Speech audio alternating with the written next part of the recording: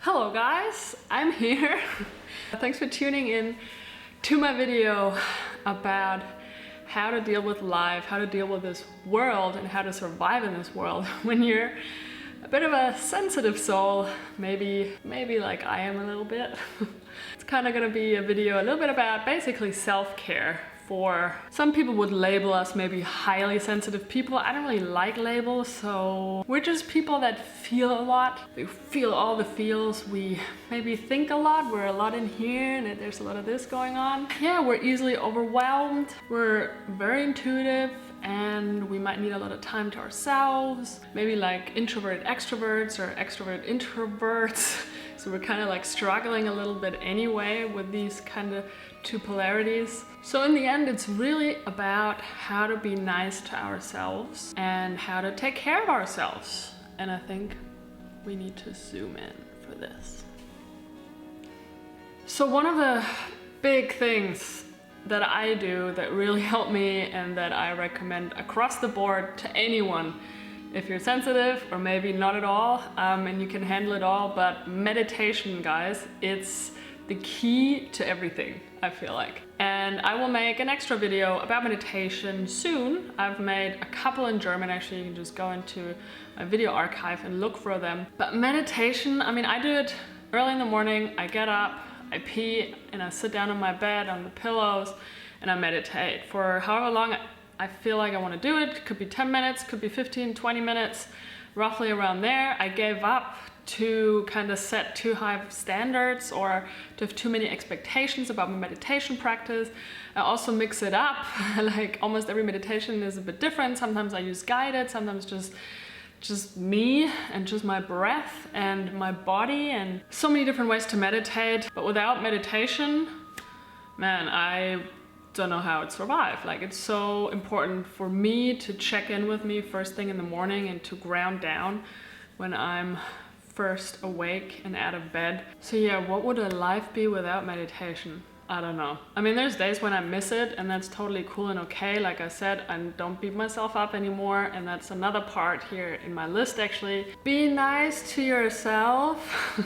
And I have to tell this myself a lot too. I have to say, Connie, be nice to yourself. You know, we have this inner voice, and this inner voice can be really shitty sometimes and mean and critical. And so I used to be someone who would also really, I would beat myself up a lot internally and up here. And so yeah, I feel like by being more aware and conscious of this inner voice, it's really just a voice that's going on. It's just like an operating system. It's just like constantly.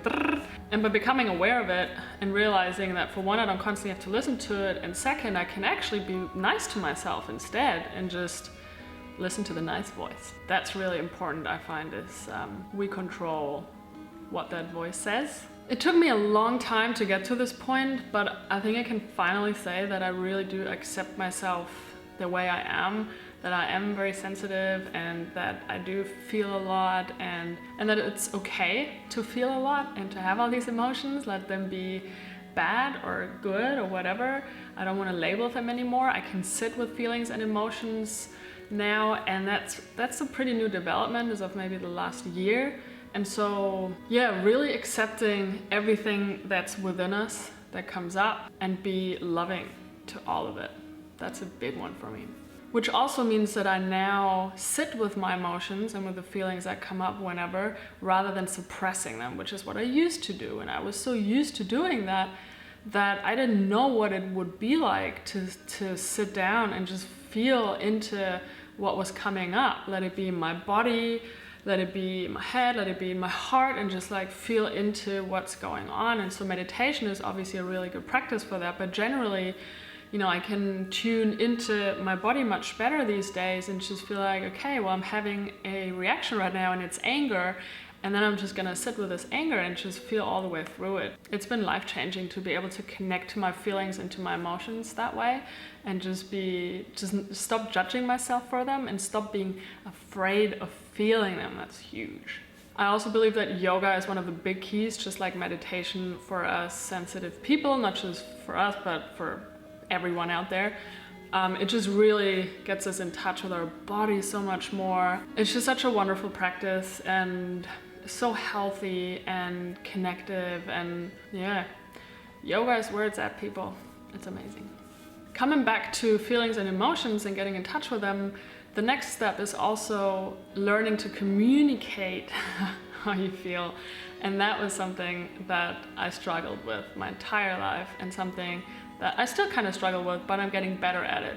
To have more courage to communicate how I feel, because I don't judge myself anymore, so I don't have to be afraid that maybe other people judge me. Also, nonviolent communication has made me feel a lot better and more confident about communicating how I feel and feeling less guilty for having certain feelings. So yeah, I can really recommend Marshall Rosenberg's videos. I'll link one up here if you struggle to communicate what's going on inside of you without having the fear of hurting someone else, or without the fear of being rejected, maybe by communicating how you feel. Super crucial for me personally is setting healthy boundaries. Again, a very long learning process, but I've come to a point where I'm okay to say no now to many things.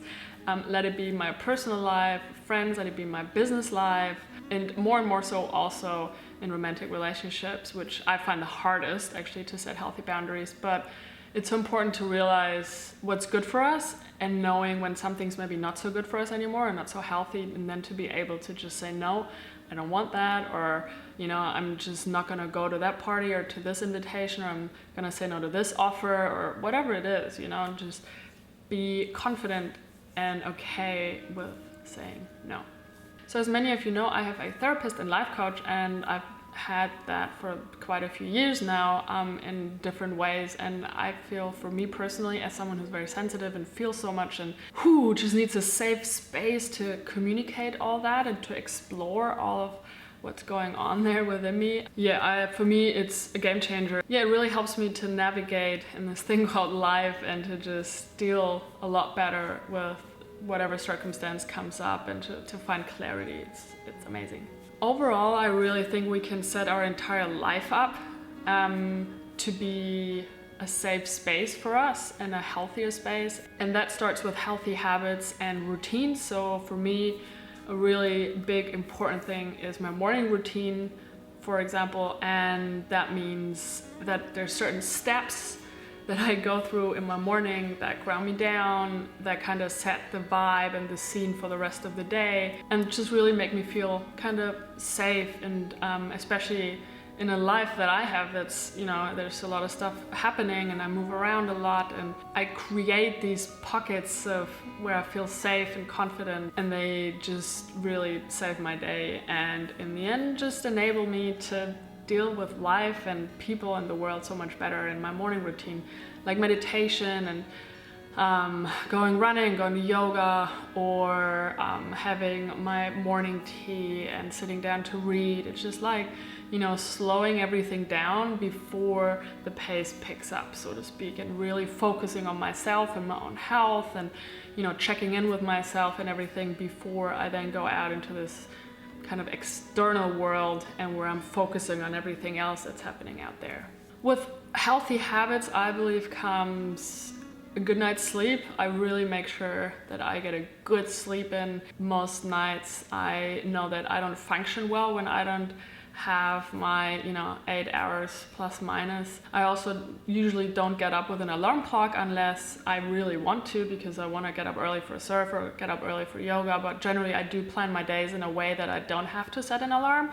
So that means I either go to bed earlier or I just plan things later in the day. Also, with healthy habits comes, for me, clean eating. And again, it's just all of this, just all these healthy habits and rituals and routines.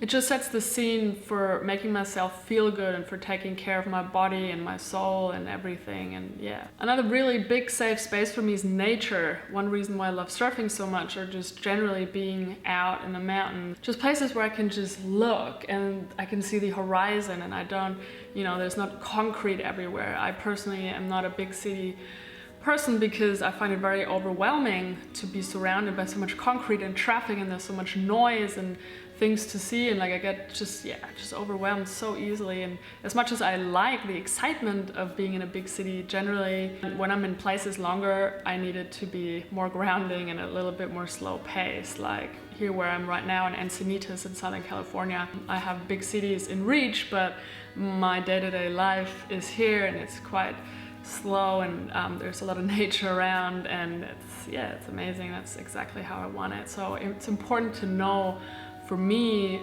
as someone who's quite sensitive, what do I need in a place, and then go out there and find these places like here or like Bali, just really knowing what do I need and giving that to myself. It's key. I create regular kind of like joyful rituals, just things to make myself feel nice, and where I'm just kind of treating myself. So I do treat myself to massages or pedicures or facials, or I just go to a really nice coffee shop very frequently and treat myself to a nice almond latte, and then I sit there and I just read, or maybe I watch some YouTube videos that I like, and where I just take that time for myself, which can also be expressed as like a date with myself, where I just very consciously decide to do something on my own and kind of just to hang out with myself and spend quality time with myself.